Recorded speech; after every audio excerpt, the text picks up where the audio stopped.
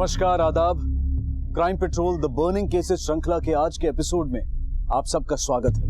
मुंबई 1980 का दशक, underworld, gang war, encounter से भरे उस दौर में भी इस शहर में रहने वाला आम इंसान अपने आप को और अपनी फैमिली को सुरक्षित समझता था।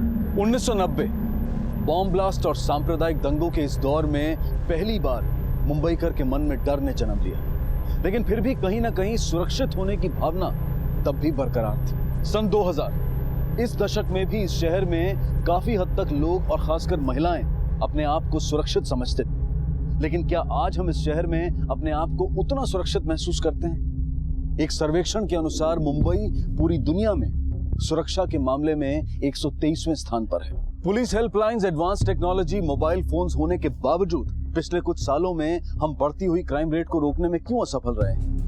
और इसी मुद्दे से जुड़ा है हमारा आज का ये case.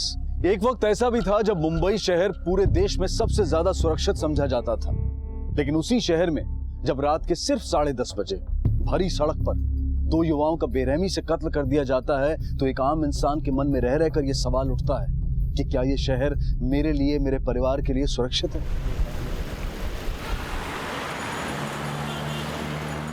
Okay, let's cheer for Kevin. Let's cheer!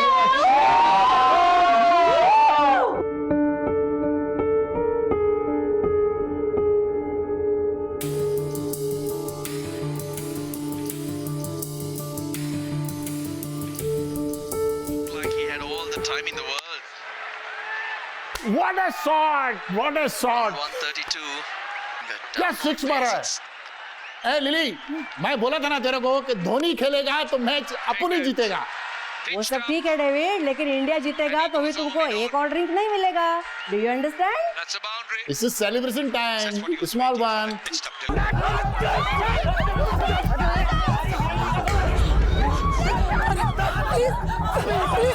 Please उसकी हेल्प करो। अरे वो मर जाएगा, प्लीज उसकी कोई हेल्प करो, कोई पुलिस को बुलाओ।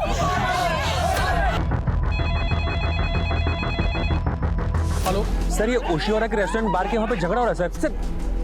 चाकू मार दिया सर इसको। क्या?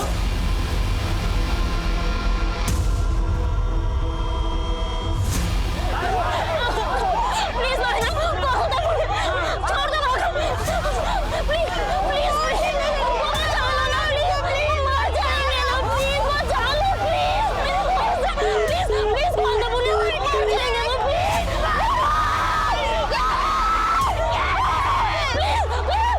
करो ना पुलिस को, प्लीज मेरे दोस्त है वो, मर जाएगा वो।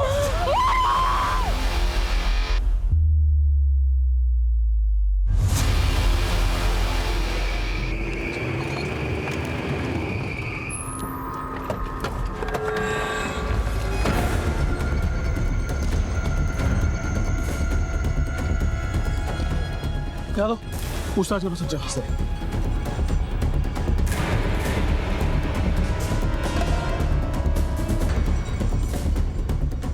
जादव सर कुछ बताया क्या इन लोगों ने? नहीं सर, कुछ मालूम नहीं।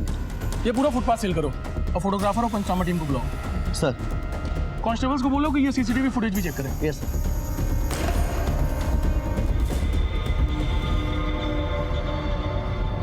हाँ साहब, कुछ तो लफड़ा हुआ था।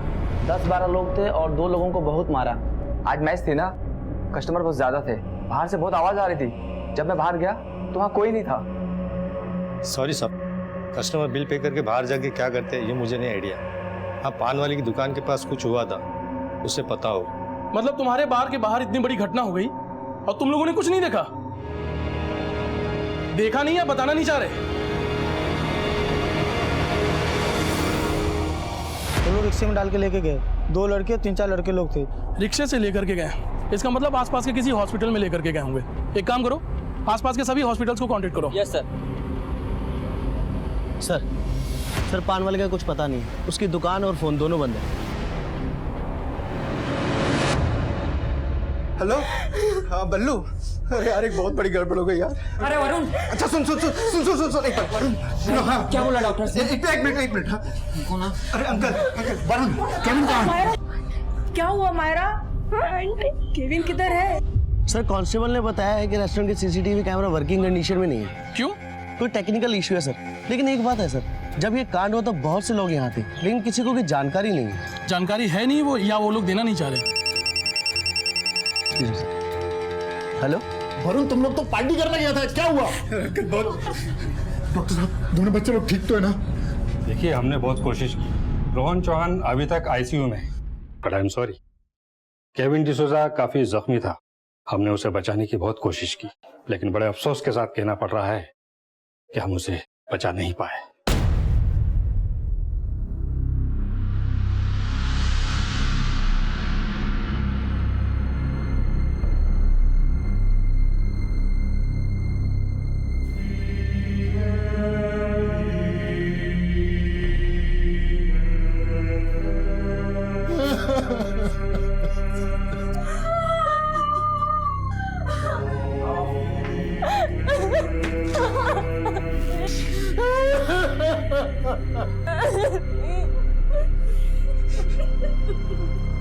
क्या सर? लड़कों को सिटी हॉस्पिटल लेकर गए हैं, उनमें से एक की मौत हो गई। जादव, तुम इन लोगों से बातचीत करते रहो। मुझे लग रहा है इतने लोग थे वहां पर, उनमें से कोई ना कोई तो ऐसा होगा जो उन्हें पहचानता होगा। एक काम करो, उन लोगों से सच निकलवाने की कोशिश करो। मैं तब तक हॉस्पिटल पहुंचता हूँ। Yes sir. ओके। मुझे रोज मिलना है, मुझे रोज मिलना है, मुझे रोज। मम्मी आप प्लीज शांत हो जाइए। अभी सर्जरी शुरू हुई है, डॉक्टर ने बोला है रोहन को कुछ नहीं होगा। क्यों मारा रोहन को? कौन थे वो लोग? ऐसे कैसे हुआ? बहुत गड़बड़ हो गई पापा, बहुत सारे लोग थे। आप बस मम्मी का ख्याल रखो, बताता हूँ ना आपकी सब बात में। एक्सक्यूज मी, आप लोगों में से क्राइम सीन पे कौन कौन मौजूद था? सर, मैं, ईशा और मायरा। आपसे कुछ बात करनी है। सर, उनमें से एक ने ग्रीन कलर की टी शर्ट पहनी थी। Height was around 5 to 5'5". वो लोग 10 से 15 लोग थे, जिनमें से बस 4 ही केविन और रोहन से फाइट कर रहे थे, बाकी सब उनके सपोर्ट में थे। सर, वो जिसने ग्रीन टी शर्ट पहन रखी थी उसके हाथ में हॉकी स्टिक था, और एक ने सर वो ब्राउन कलर की पठानी होती वो पहन रखी थी। उसके हाथ में वो जो नारियल छिलने वाला चाकू होता है वो था सर। बाकियों के हाथ में चॉपर और क्रिकेट स्टंप्स थे सर। सर, हम जोर जोर से चिल्ला रहे थे पर कोई मदद के लिए नहीं आया। I was continuously trying police helpline 100, but the line was busy. Sir, 2 दिन बाद केविन की दुबई के लिए फ्लाइट थी, उसकी नई जॉब लगी थी वहाँ। उसको फेयरवेल देने के लिए इकट्ठा हुए थे सर हम लोग।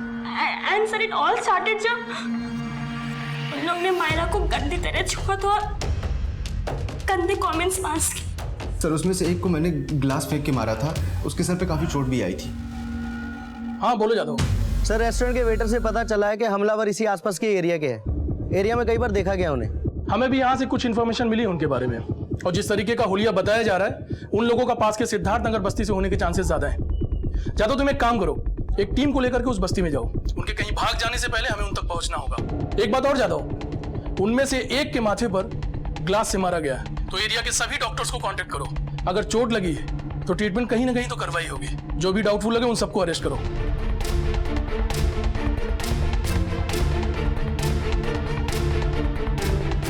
पुलिस ने आसपास के सारे हिस्ट्री शीटर्स को धर दबोचा, कई जगह पर छापे भी मारे और बिना वक्त गवाए जितनी मुमकिन कोशिश हो सकती थी उतनी उन्होंने की।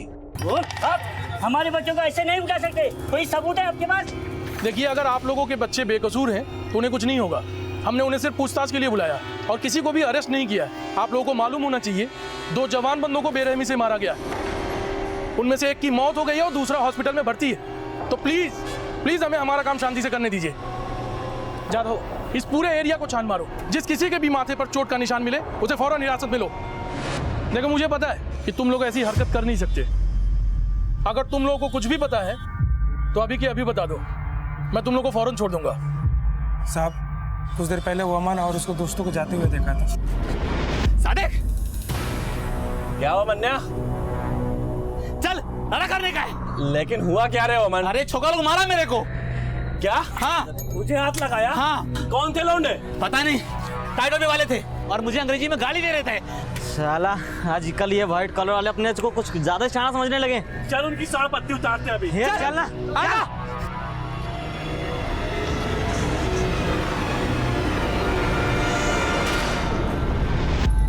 ये वमन इस एरिया में रहता है? हाँ साहब, वो यहाँ पे एक सैलून में काम करता है। और उसके दोस्त? सर सादिक भंगार का काम करता है और नामदेव झाड़ू लगाने का काम करता है। तो वमन किधर रहता है वो? सर यही 5 नंबर गली में।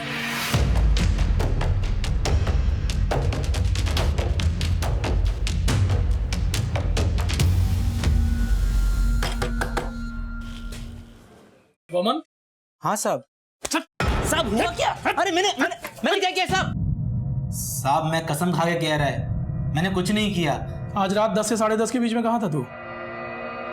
घर पे था साहब, इंडिया का मैच चल रहा था, मैं वही देख रहा था। अच्छा, तो ये हॉकी स्टिक्स और स्टेप्स लेकर के कहाँ जा रहा था? Hockey stick? साहब किसने झूठ बोला आपको मेरे बारे में? अच्छा, ये डर क्यों रहा भाई? ये चोट कैसे लगी? वो घर जाते वक्त गिर गया था साहब। कहाँ गिरा था? चल जगह दिखा। वो सलीम मटन शॉप के बाहर। ये पट्टी किसने किया? डॉक्टर ने। डॉक्टर का नाम? याद नहीं आ रहा है साहब। अभी कुछ याद आया? डॉक्टर मनोज शाह। देख सच बोल, खून तुम लोगों ने ही किया है ना? नहीं साहब, वो लोग झूठ बोल रहे हैं मेरे बारे में, मैंने कुछ नहीं किया साहब।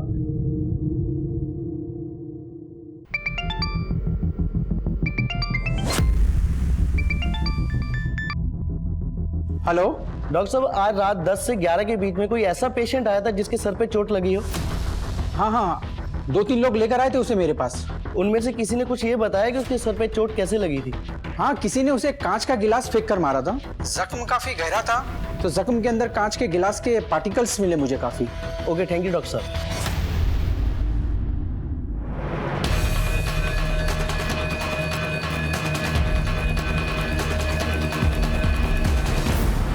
लेकिन अशोक दुबे नाम का उनका साथी फरार होने में कामयाब हो चुका था।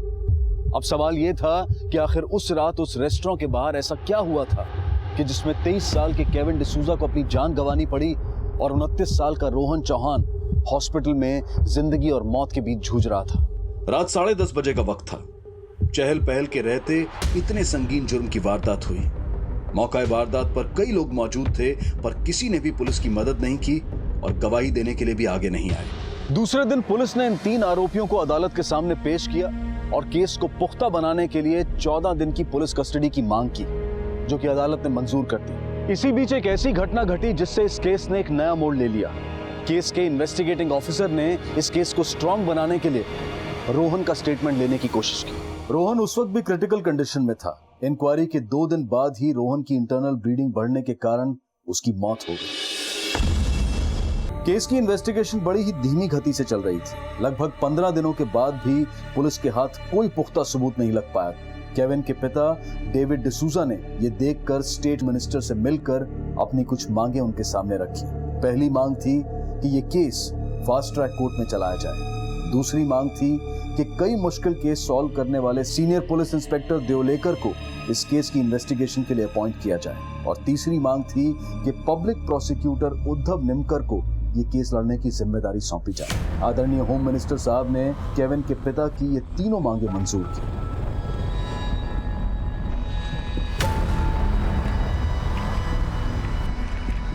अनुज, बाकी सारे पेपर्स थे, लेकिन उस लड़के का स्टेटमेंट क्या जिसने सबसे पहले हमें कॉल किया था? सर उसे हम ट्रेस करने की कोशिश कर रहे हैं। अनुज, मुझे कोशिश नहीं, उस लड़के का स्टेटमेंट चाहिए। जी सर। उसने हमें कॉल किया था, इसका मतलब उसका नंबर हमारे सिस्टम में जरूर रजिस्टर हुआ होगा। Yes sir. तो उसे वो लोगों ने बुलाया क्यों नहीं? सर इसका तो आइडिया नहीं है। कल को कोर्ट में केस स्टैंड करने के लिए या मजबूत करने के लिए हमें उस लड़के के स्टेटमेंट की जरूरत है। एक टीम तैयार करो, उस लड़के को ढूंढ निकालो। कोर्ट में मुजरिम को गुनहगार साबित करने के लिए हमारे पास कोई भी चश्मदीद गवाह नहीं है। और वो 3 लड़के जिन्होंने हमला किया था, मुंह खोला? नहीं सर, उन्होंने अब तक कुछ नहीं बोला। ठीक है, लगता है इन्हें बिरयानी खिलानी पड़ेगी। देखो आखिरी मौका है, जो कुछ भी हुआ है ना सब कुछ सच सच बता दो। अगर साहब को गुस्सा आ गया तो फिर मैं भी कुछ नहीं कर पाऊंगा। इतना सोचो मत, जल्दी बताओ। छोड़ा मुझे। ये लोग मुंह नहीं खोलेंगे, भूखे होंगे ना, पहले कुछ खिलाओ पिलाओ फिर पूछ। क्या खाना? चिकन मटन जो खाना है वो बोल देना, साफ खिला देंगे। अनुज, वैसे ये लोग हमारे कुछ फायदे की है नहीं। खाना खिलाने के बाद मड आइलैंड लेकर जाना और ठोक देना तीनों। गोली ना यहां लगनी चाहिए, बीचों बीच। हो सर। आकाश वर्मा जी, 15 अक्टूबर की रात को आपने पुलिस को फोन करके एक दंगे के बारे में इन्फॉर्म किया था। जी, क्या देखा था आपने, जरा बताएंगे? देखिए आकाश जी, मैं आपका टेंशन समझ सकता हूं, पर आप बिल्कुल घबराइए मत। सर देखिए, I am a common man और मैं पुलिस और कोर्ट कचहरी के चक्कर में फंसना नहीं चाहता सर, आप समझ सकते हैं मेरी बात। हमारे पास कोई भी चश्मदीद गवाह नहीं है। आपकी गवाही से हम उन कातिलों को सजा दिलवा सकते हैं। आकाश जी, देखिए मैं आपकी परेशानी समझ सकता हूं, लेकिन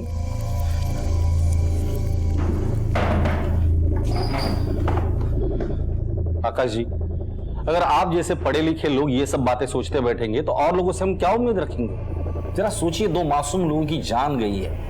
आपको नहीं लगता कि उन्हें न्याय मिलना चाहिए, उन दरिंदों को सजा मिलनी चाहिए? ठीक है सर, मैं बताता हूं आपको। उस रात ओशिवारा के उस रेस्टोरेंट बार के ठीक सामने मैं कॉफी शॉप में बैठकर अपने दोस्तों का इंतजार कर रहा था। एक भीड़ दौड़कर आती है, उनके हाथों में हथियार होते हैं और एक अटैक होता है, मारधाड़ शुरू हो जाती है। आपने उन लोगों को देखा था?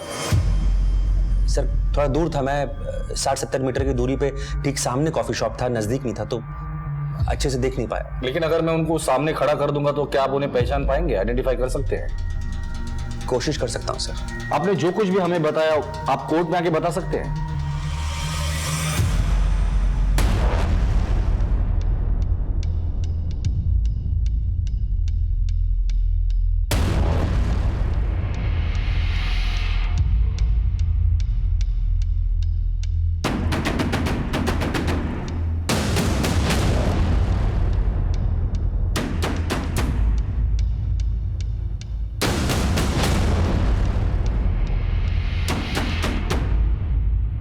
पुलिस ने इस केस की छानबीन में कोई कमी नहीं छोड़ी थी, लेकिन अदालत में केस को और पुख्ता बनाने के लिए ठोस सबूतों और आई विटनेसेस की जरूरत थी।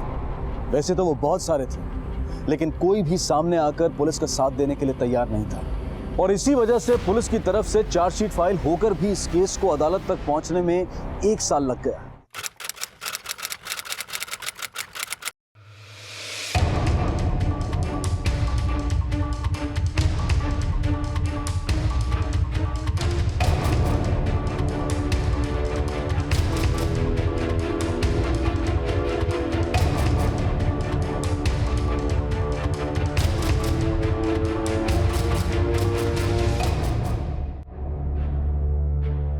Yes, please.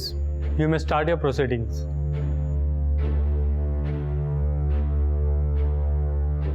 Your Honor, myself, Advocate Uddhav Nimkar, I am handling this case in capacity of public prosecutor.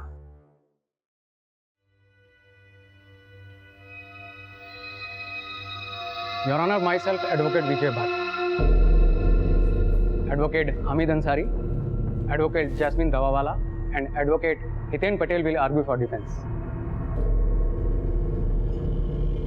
What? Are you serious, sir? Yes, Mr. D'Souza. ये चारों वकील इतने महंगे हैं, मीटिंग का लाखों रुपए लेते हैं। लेकिन ये जो किलर्स हैं, ये चारों तो आम फैमिली का छोकरा लोग हैं। जानता हूँ मैं, कोई सलून में काम करने वाला, झाड़ू लगाने वाले का बेटा, ये सारे इतने महंगे वकील कैसे अफोर्ड कर सकते हैं? I really can't understand this. मैं समझाता हूँ। ये सारे एक अंडरवर्ल्ड गैंग के लिए काम करते हैं, उनके केसेस लड़ते हैं। जरूर इन चारों लड़कों का कोई ना कोई अंडरवर्ल्ड कनेक्शन होगा, लेकिन ये बात पुलिस ने चार्जशीट में मेंशन नहीं की। ऐसा कैसे? मिस्टर डिसूजा, आपको क्या लगता है कि इतनी बड़ी और इंपॉर्टेंट इंफॉर्मेशन हमारी नजर से छूट जाएगी? लेकिन सर ये बात आप चार्जशीट में मेंशन किया ही नहीं है। इसलिए मेंशन नहीं किया क्योंकि तभी इन चारों का किसी भी गैंग के साथ कोई कनेक्शन था ही नहीं। अब हो गया है। अब हो गया मतलब?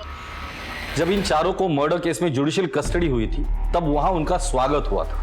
जेल में बैठे बड़े बड़े गैंगस्टर लोगों को ऐसे लड़कों की जरूरत होती है, और ऐसी एक गैंग ने इन चारों को अपने गैंग में शामिल कर लिया, और उसी गैंग के वकील इन चारों का केस लड़ रहे हैं। They hire people in jail also. Mister D'Souza कड़वा है पर सच है। योर ऑनर, मेरे क्लाइंट मिस्टर वामन कोहली और उनके तीनों दोस्त उस रात किसी पार्टी से घर लौट रहे थे। ये लोग थोड़े अल्कोहल के नशे में भी थे। विक्टिम केविन डिसूजा और रोहन चौहान जब इन्हें मिले तो उन लोगों ने भी शराब पी रखी थी। केविन और रोहन ने शराब के नशे में इन लोगों से झगड़ा शुरू किया और तो और इन पर जानलेवा हमला भी किया। फिर अपने बचाव में इन लोगों ने भी काउंटर अटैक किया, जिसमें केविन डिसूजा और रोहन चौहान जख्मी हुए और उन्हें अस्पताल में भर्ती कराया, जहां उनकी मौत हो गई। मतलब इनके बीच जो कुछ भी हुआ वो कोई सोची समझी साजिश नहीं, बल्कि एक अनफॉर्चुनेट एक्सीडेंट था जो सिर्फ शराब के नशे की वजह से हुआ, जिसे मेरे काबिल दोस्त पब्लिक प्रोसिक्यूटर साहब और पुलिस मिलकर एक प्री प्लान्ड मर्डर का रूप दे रहे हैं। I object your honour. Your honour, Waman Kohli, Sadiq Shaikh और नामदेव मुरकुटे, इन तीनों को जब पुलिस ने अरेस्ट किया तब उनके मेडिकल टेस्ट की थी। उस टेस्ट की रिपोर्ट अदालत में मैं पहले पेश कर चुका हूं। उन रिपोर्ट के अनुसार नामदेव मुरकुटे और सादिक शेख, इनके बॉडी में जो अल्कोहल की मात्रा पाई गई है वो इतनी कम है जितनी कि किसी दवाई में होती है। वामन कोहली की बॉडी से अल्कोहल ट्रेस हुआ ही नहीं। इसका ये साफ साफ मतलब है कि जब ये हादसा हुआ तब ये लोग शराब के नशे में धुत नहीं थे, बिल्कुल होश में थे। Now let's come to the important point in this case, that is the intention of crime. वो ये है कि वामन और अशोक ने विक्टिम केविन और रोहन की फ्रेंड मायरा और ईशा, इनको मोलेस्ट करने की कोशिश की। इसी की वजह से झगड़ा शुरू हुआ था। I object your honour. Molestation की ये कहानी सरासर झूठी है, क्योंकि पुलिस इन्वेस्टिगेशन में या फिर एफआईआर में भी इस बात की पुष्टि के लिए कोई सबूत मौजूद है ही नहीं।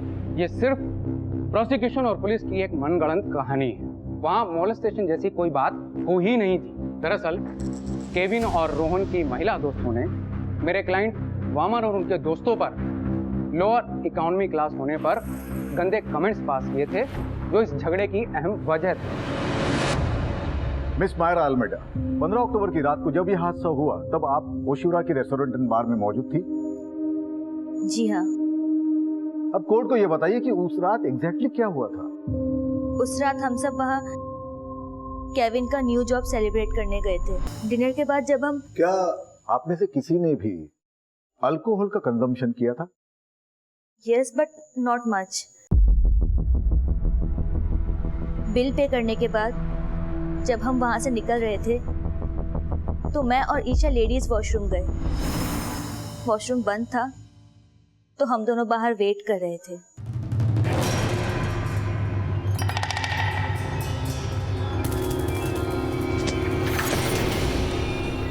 मस्ती करेंगे, एंजॉय कर। स्माइल। ओए, हमारी हिम्मत कैसे हुई छूने की? ओहो, बस छुआ ही तो है, करंट लगा क्या? Hey, just shut up and leave. Madam, Hindi के लिए दो दबाने का। गुस्सा इतना हसीन है, प्यार कैसा होगा?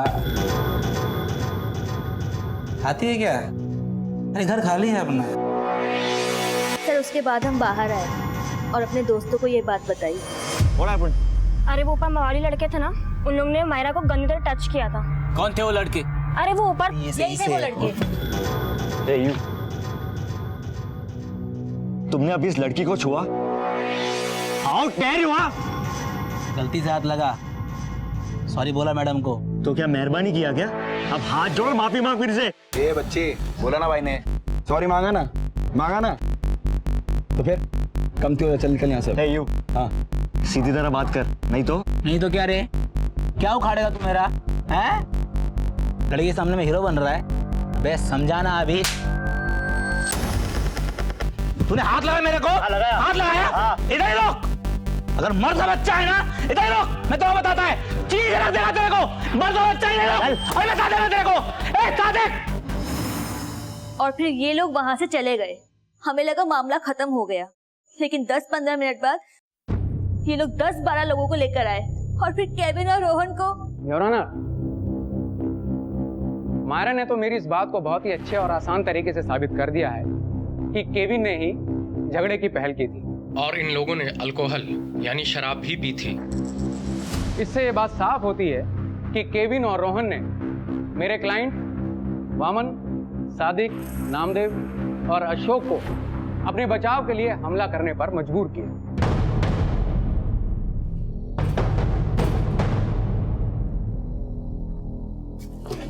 सर, रेस्टोरेंट के बाहर पान की दुकान चलाने वाले रघुवीर ठाकुर की इंफॉर्मेशन मिली है। 3 दिन पहले उसका फोन स्विच ऑन हुआ था। ग्रेट। लोकेशन? इलाहाबाद। ये रघुवीर भी इस केस में आई विटनेस है। इलाहाबाद पुलिस को इन्फॉर्म करो और उसे तुरंत मुंबई भेजने के लिए कहो। सर।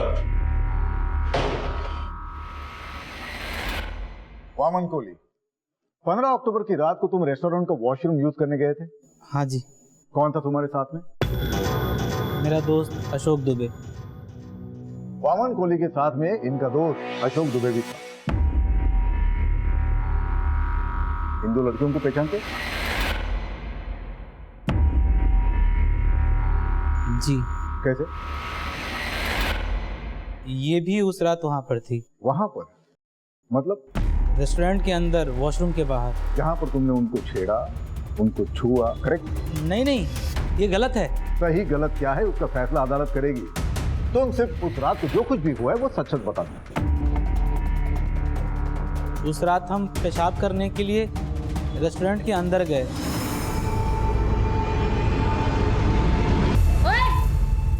तुम्हारी हिम्मत कैसे मुझे टच करने की? सॉरी, गलती से लग गया। गलती से? मैं बहुत अच्छी तरह से जानती हूँ तुम जैसे मवालिया को, समझे? अरे मैडम, बोला ना उन्होंने सॉरी। Let's go Myra. वैसे भी इनके कपड़ों से इनका क्लास पता चलता है। Let's go. Your honour, please note this point. Miss Myra और ईशा ने मेरे क्लाइंट और उनके दोस्त को लोअर इकोनॉमी क्लास होने के लिए कमेंट पास किया था। ऐसा इनका कहना है योर ऑनर, जरूरी नहीं कि यही सच हो।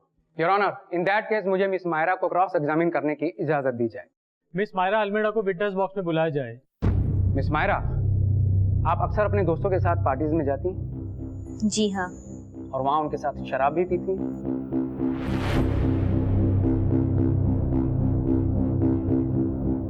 Not regularly, but sometimes yes. तो उस दिन भी आपने अपने दोस्तों के साथ शराब पी थी? Sir, it's my personal choice. I object, Your Honor. Defence lawyer को मेरी विटनेस की निजी जिंदगी से जुड़े सवाल पूछने का कोई अधिकार नहीं। Objection sustained.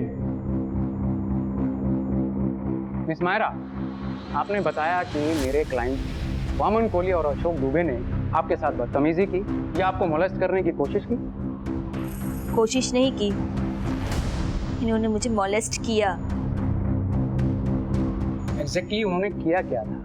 Can you please explain to the court?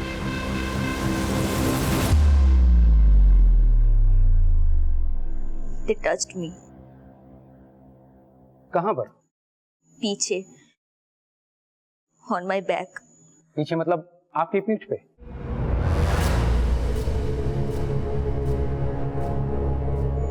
No.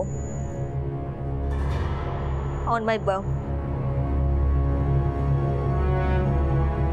अच्छा, दोनों में से किसने टच किया था?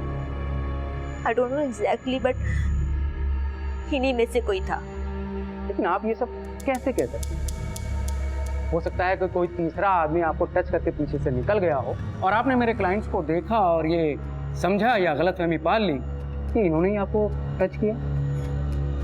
नहीं, इन्होंने मुझसे गंदी बातें भी की थी। Can you please explain? They said, आती है क्या? आज घर खाली है। लेकिन आप ये सब कैसे कह सकती हैं कि ये उन्होंने आपको ही कहा था? It's obvious, sir. Then prove it.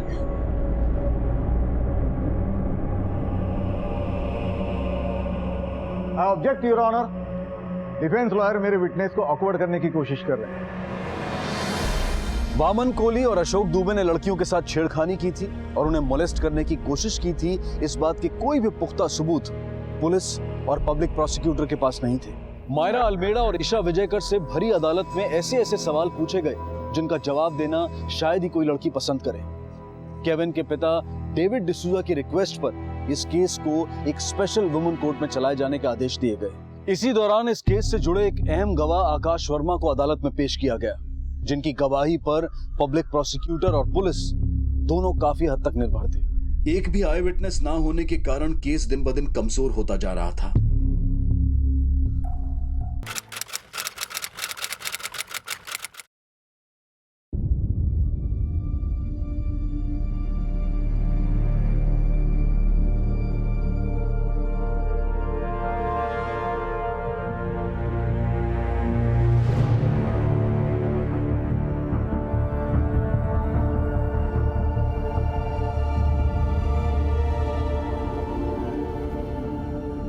Proceed. Your honour, इस केस में बहुत ही इंपॉर्टेंट विटनेस हमारे हाथ लगा है, mister Akash Verma.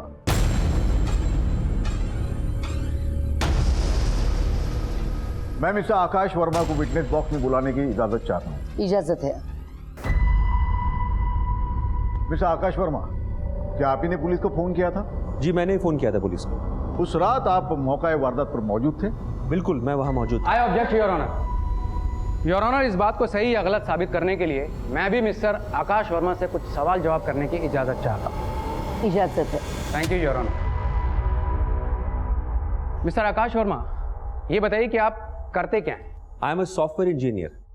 Software engineer, यानी कि आप दिन रात लैपटॉप के सामने बैठकर काम करते रहते होंगे। Of course. और आपके पास स्मार्टफोन भी होगा जिसे आप यूज करते हैं। बिल्कुल। तो मिस्टर वर्मा, ये बताइए कि इन सब का आपकी आंखों पर कोई बुरा असर नहीं पड़ता क्या? पड़ता है, आईज में स्ट्रेन होता है। तो मतलब उसके लिए आप किसी आई स्पेशलिस्ट से मिले या कुछ चश्मा? हाँ, दिख रहा है मुझे। जी बिल्कुल। मैं देख सकता हूँ? डेफिनेटली। शुक्रिया। तो काफी पावरफुल लगता है। जी। तो ये बताइए कि जब ये हादसा हुआ उस वक्त आपने अपनी आंखों पर कोई चश्मा या स्पेक्टिकल्स लगाए हुए थे? बिल्कुल नहीं, मैं कॉफी शॉप में था। मैं चश्मा सिर्फ तब लगाता हूँ जब मैं पढ़ता हूँ या फिर अपना काम कर रहा होता हूँ। That's my point your honour. जब यह हादसा हुआ, मिस्टर आकाश वर्मा वहां से लगभग 60 मीटर की दूरी पर एक कॉफी शॉप में बैठे हुए। तो योर ऑनर, मेरा यह कहना है कि मिस्टर वर्मा जो रीडिंग ग्लास लगाते हैं, हादसे के वक्त वहां से 60 मीटर की दूरी पर एक कॉफी शॉप में बैठे थे। तो योर ऑनर, ये कैसे पॉसिबल है कि इतनी दूरी पर बैठे हुए इस शख्स ने बगैर चश्मे के उस हादसे में अनजान शख्स को पहचान लिया हो? Is it possible? I don't think so. वकील साहब, मेरी आईसाइट वीक है, मैं रीडिंग ग्लासेस लगाता हूँ। इसका मतलब ये नहीं कि मैं सामने देख नहीं पाता या कुछ दूरी पे मुझे ये नहीं पता कि कितनी भीड़ है और कौन क्या कर रहा है।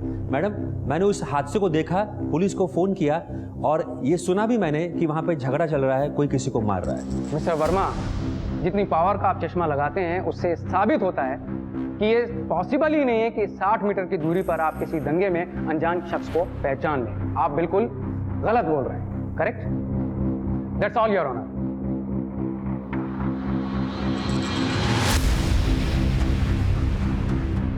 कत्ल के वक्त मौजूद गवाह एक के बाद एक कमजोर पड़ रहे थे। सेक्सुअल मॉलेस्टेशन और छेड़खानी की बात भी पुख्ता सबूत न होने की वजह से ठोस तरीके से साबित करना मुश्किल लग रहा था। इन परिस्थितियों से निराश होकर इस केस से जुड़ी मायरा अल्मेडा ने सोशल नेटवर्किंग प्लेटफॉर्म पर अपनी भावनाओं को व्यक्त किया और इस मामले की सच्चाई को लोगों तक पहुंचाने की कोशिश की, और उनकी ये कोशिश काफी हद तक कामयाब भी हुई। इस डिजिटल मूवमेंट की वजह से इस केस में एक बेहद अहम मोड़ आया। रघुवीर ठाकुर, आप ओशिवरा के रेस्टोरेंट एंड बार के सामने आपकी पान की दुकान है? जी साहब। अब हमें बताइए कि 15 अक्टूबर 2011 की रात को आपकी दुकान के सामने कौन सा हादसा हुआ और उस हादसे में कौन कौन शामिल था? हाँ साहब, सब बताता हूँ साहब। सबसे पहले इन दोनों गुटों में झगड़ा शुरू हुआ। उसके बाद जिस लड़के का मर्डर हुआ था ना, वो लड़के ने जाके उसको एक लाफा मार दिया।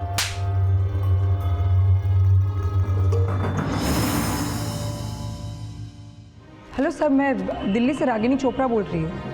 जी सर, जब ये हादसा हुआ तब मैं उसी रेस्टोरेंट में मौजूद थी। सर, वहाँ जो कुछ भी हुआ मैंने अपनी आंखों से देखा है। तो इतने दिनों से आप थी कहाँ? सर, उस वक्त मैं एक हफ्ते के लिए कुछ काम से मुंबई आई हुई थी और तभी ये हादसा हुआ था। और अपना काम खत्म होने के बाद मैं अपने घर दिल्ली वापस चली आई। फिर मुझे इस केस के बारे में ज़्यादा जानकारी नहीं थी और मुझे लगा कि इतने सारे लोग थे वहाँ पर, किसी ना किसी ने अब तक गवाही दे दी होगी। और क्रिमिनल्स को सजा भी मिल गई होगी। लेकिन आज जब मैंने सोशल नेटवर्क पर मायरा का लेटर पढ़ा तो मुझे लगा कि मुझे वहां जाना चाहिए। रागिनी जी, अभी तक सजा क्यों नहीं मिली उन्हें पता है? लोग तो काफी थे वहां, पर आगे आके गवाही देने वाला कोई नहीं था। सर, मैं दिल्ली से गवाही देने के लिए आने के लिए तैयार हूँ। रागिनी जी, आप जैसे लोग इस समाज के लिए एक मिसाल बन सकते हैं। जब भी कोर्ट में तारीख होगी आपको वहां आके गवाही देनी पड़ेगी। I am ready sir. अगर आप जैसे लोग आगे आके गवाही देंगे तो आधे से केस तो ऐसे ही सॉल्व हो जाएंगे। Thank you again. क्या आपको पूरा कॉन्फिडेंस है कि उस रात को केविन डिसूजा और रोहन चौहान पे हमला करने वाले ये 4 लड़के ही थे?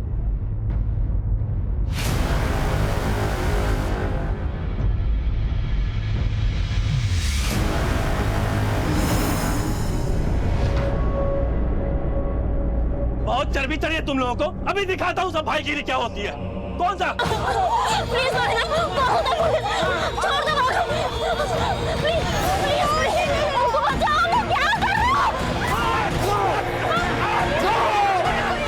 करूं? प्लीज उसकी हेल्प करो।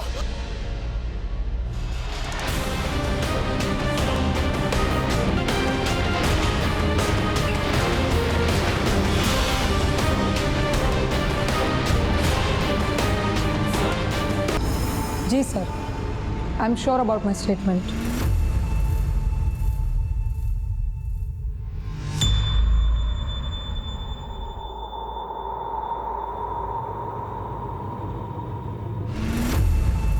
योर ऑनर, रघुवीर ठाकुर और रागिनी चोपड़ा इस केस के बहुत ही अहम चश्मदीद गवाह हैं, जिनसे केवल 3 फुट की दूरी पर यह क्राइम हुआ था। जिनके कहने के अनुसार वामन और अशोक कुछ देर बाद वहां से चले गए, लेकिन जाते वक्त उन्होंने इनको मारने की धमकी दी। कुछ मिनटों के बाद वामन और अशोक उनके 10-12 दोस्तों के साथ वहां पर आए। उन्होंने बहुत ही बेरहमी से उन्होंने केविन और रोहन को मारपीट की, जिसमें उनकी हत्या हो गई। योर ऑनर, इससे साफ जाहिर होता है कि यह कोई हीट ऑफ मोमेंट में हुआ एक्सीडेंटल डेथ नहीं है, बल्कि बिल्कुल ही वेल प्लान्ड, सोच समझ के की गई हत्या है। योर ऑनर, अब मैं कोर्ट के सामने उस नारियल पाने वाले को बुलाना चाहता हूं जिसकी कोयते से यह हत्या हुई। इजाजत है? हाँ साहब, इन लोग ही उस रात को मेरी दुकान में आए और मेरा कोयता लेके गए और वापस भी नहीं दिया साहब। रघुवीर ठाकुर, रागिनी चोपड़ा और नारियल पाने वाले की गवाही के बाद वामन, सादिक, अशोक और नामदेव का बच पाना मुश्किल नजर आ रहा था। लेकिन अब भी इस केस में कुछ अड़चनें थीं और जिसकी वजह बने हुए थे डिफेंस लॉयर। उन्हें यह केस अपने हाथ से छूटता हुआ नजर आ रहा था, इसलिए वो किसी न किसी वजह से इस केस के काम को डिले करने की कोशिश कर रहे थे। माय लॉर्ड, मेरे क्लाइंट मिस्टर वामन कोहली की तबीयत खराब होने के कारण वो कोर्ट में पेश नहीं हो पाएंगे। ये रही उनकी मेडिकल रिपोर्ट।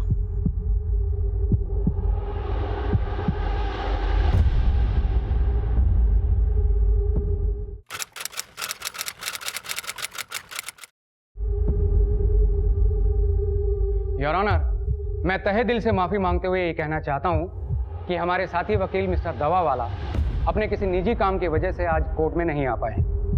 इसलिए मेरी आपसे दरख्वास्त है कि हमें अगली डेट दे दी जाए।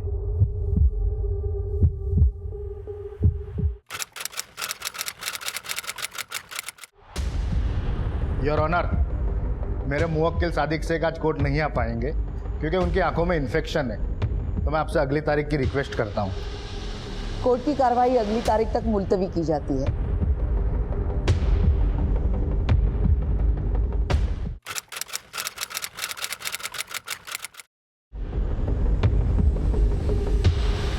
योर ऑनर, मेरी विटनेस मिस रागिनी चोपड़ा पिछले 1 साल भर से इस केस की सुनवाई के लिए दिल्ली से मुंबई अपने खर्चे से आ रही है, लेकिन हर बार कोई ना कोई कारण दिया जाता है और डिफेंस की तरफ से इस केस की सुनवाई को डिले किया जाता है।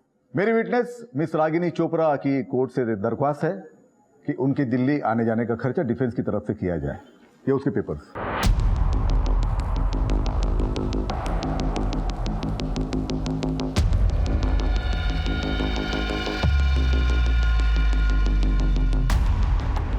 ये कोर्ट डिफेंस लॉयर्स और एक्यूज्ड को ये ऑर्डर देती है कि मिस रागिनी चोपड़ा का दिल्ली से मुंबई आने जाने का ट्रैवलिंग एक्सपेंसेस वो लोग उठाएंगे।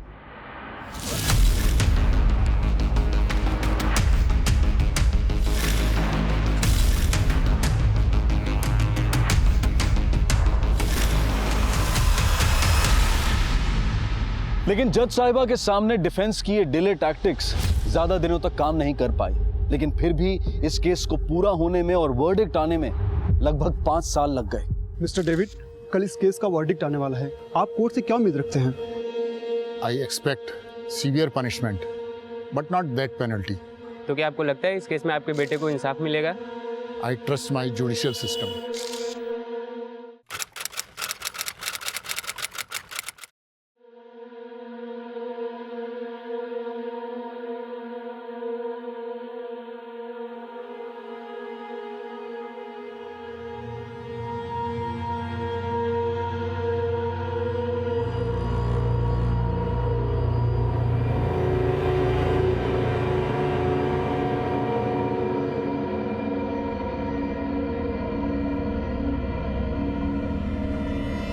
सारे सबूतों और गवाहों को मद्देनजर रखते हुए यह अदालत इस नतीजे पर पहुंचती है कि आरोपी वामन कोली, सादिक शेख, नामदेव मुरकुटे और अशोक दुबे, इन्होंने केविन डिसूजा और रोहन चौहान की हत्या की है। हत्या का भयानक स्वरूप देखते हुए अदालत इन चारों आरोपियों को धारा 302, 324 और 434 के तहत आजीवन कारावास की सजा सुनाती है।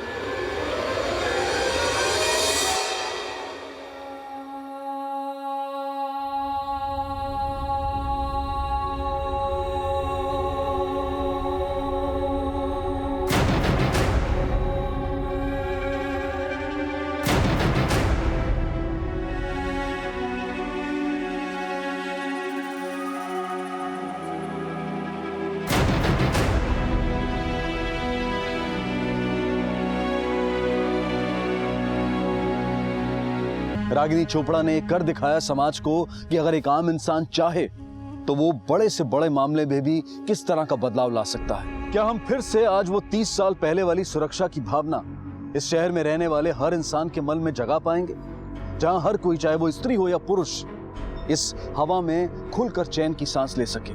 या फिर वो भावना सिर्फ उन दिनों के किस्से कहानियों तक ही सीमित रहेगी? और सिर्फ मुंबई में ही क्यों, इस देश के हर शहर में इस भावना का निर्माण करना पॉसिबल है, लेकिन उसके लिए आम आदमी, पुलिस, कानून और प्रशासन को एक साथ मिलकर पहल करने की जरूरत है। सिर्फ सोशल मीडिया पर अपना गुस्सा जाहिर करके चुपचाप बैठने से कुछ नहीं होने वाला है।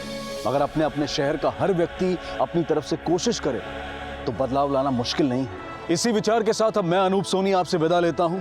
फिर मुलाकात होगी अगले एपिसोड में एक और चौंका देने वाले केस के साथ। तब तक अपना और अपने परिवार का ख्याल रखें और देखते रहें क्राइम पेट्रोल डायल 100। सबक एक को सीख हम सबको। जय हिंद।